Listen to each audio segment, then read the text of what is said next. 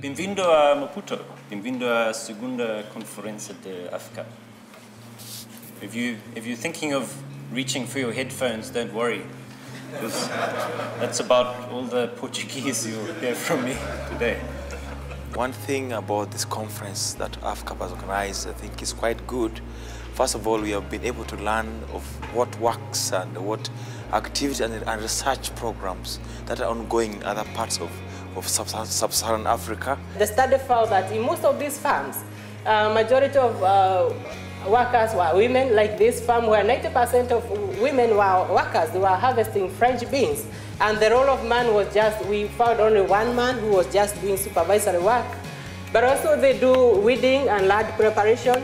They also do harvesting and transporting from the produce from the farm to the collection point. Actually, I've benefited a lot from this conference. All the presentations were excellent.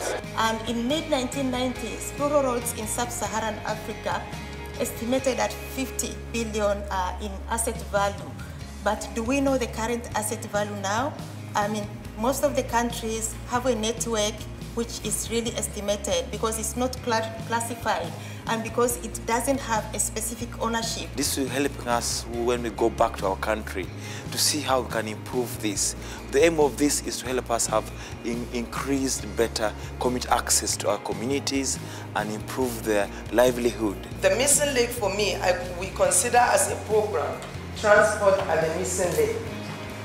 Traditionally, when we were talking about service delivery, we've heard about the education and now the health sector. What brings the woman from the facility, from the community to the facility, of course, is the transport. Our technical experts and engineers are really trying to take the data and the operational data we collect and then devise the best transport management solution. So while this model can be applied to other sectors, and this is an important point, we're sharing this model because we really want to inform and other people can take some of this information and apply it to their own transport management. The conference was perfectly organized. And talk about the field trip, it was a great exposure.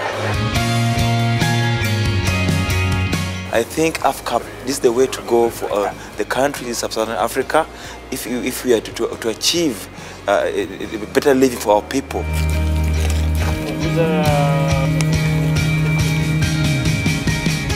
So we'd like AFCAP conference to continue because we are benefiting from the impact. Infrastructure will always be at the top of the list.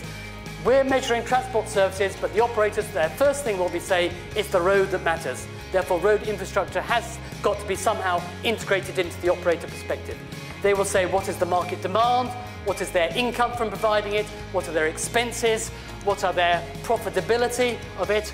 What are the financial services available to them? Is there credit? Are there loans available?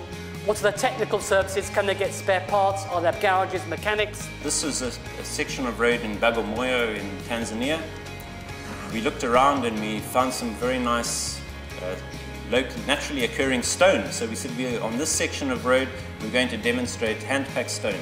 Some months later, we found that the Boda motorcycle riders don't like going on the stone surface because it's too rough, you see. So we asked the question, and this is what research is all about, is this an appropriate surfacing for this road?